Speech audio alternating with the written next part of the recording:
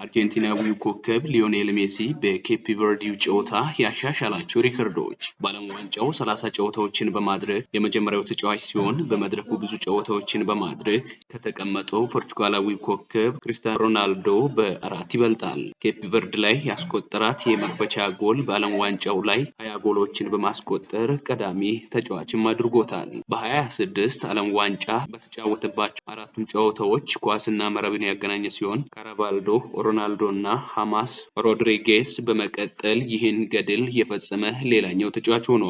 በዓለም ዋንጫው 7 እና ከዚያ በላይ ጎሎችን በማስቆጠር ከአውሮፓ ሊግ ውጪ እየተጫወተ ይህን በማድረግ ከ1970 ጀርዚኒሆ 7 በኋላ የመጀመሪያው ተጫዋች ሆነዋል። በ5 ተከታታይ የዓለም ዋንጫ ጥሎ ማለፍ ጨዋታዎች ጎል በማስቆጠር ኦፕታ ሪከርዱን መመዝገብ ከጀመረበት 1969 በኋላ የመጀመሪያው ተጫዋች መሆንም ችሏል።